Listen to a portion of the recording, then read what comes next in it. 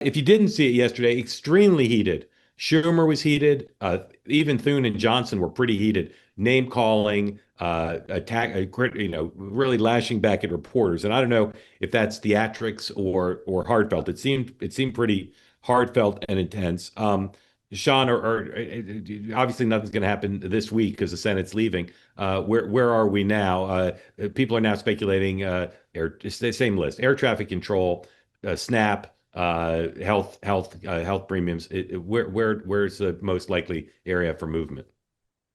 I think on both. I mean, to Dan's point, I know it sounds like kind of a very selfish thing, but when these guys go to the airport today, and it's like, and from remember, for a lot of folks, it's a skip and a jump. So you got to go to somewhere, it's Chicago, and then to Bismarck or whatever, And once they start getting delayed and their lives getting affected, it's amazing how quick they act. So I think there's a little bit of that. They're going to hear a lot of problems from SNAP recipients over the next couple days. The local stories are going to heat up. And again, what's happening is, at least what I've seen now in two different media markets, it's less about finger pointing and just pox on both of your houses. Benefits are expiring. Congress hasn't done anything. And so therefore, they're not getting the delineation that like one side to blame. And so if you're the local member of Congress or senator, you're hearing fix it, fix it, fix it. I think that's going to resonate a lot more. Again, as I've said before, I just don't know what. It's easy to say, here's the solution: open government back up, make it 2 weeks. Democrats keep using the word leverage, like that they're going to give up leverage if they agree to open up the government. I don't see any other solution though. So, you Let me know, ask you. Let me ask you one question about the president, and then Dan, macro view. Um, uh, he's going to hear stories when he comes home about people losing their SNAP benefits. Is it possible, do you think, or how likely do you think it is that he gets more involved and backs off the posture of we're just not going to negotiate?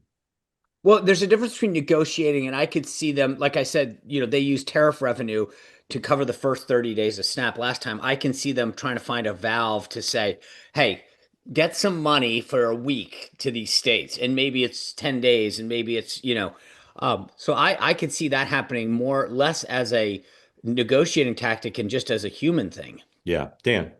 Yeah, I think both sides are beginning to get a little uncomfortable for Sean. To Sean's point, so far, you don't see one side tipping over in the polls, meaning it's 50-30 to blame one side or the other. It's about 50-50. Now, the trend line, it was a pretty big Democratic advantage. Now it's kind of solid.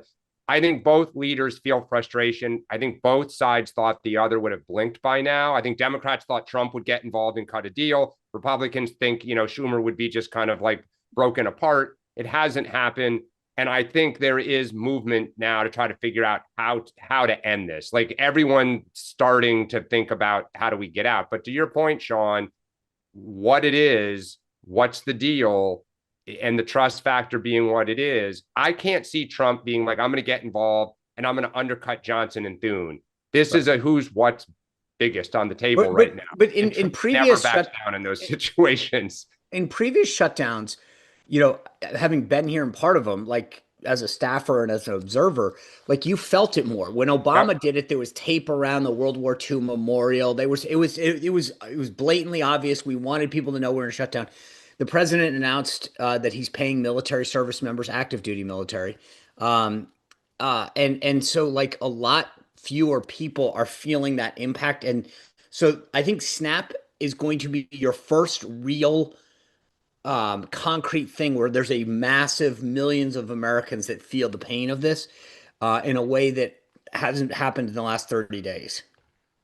Like, I mean, look, if you're the JD Vance event today, back in the day, would have happened every single day. Part of the problem for everybody is Trump, generates content every hour that dominates cable, that dominates stuff.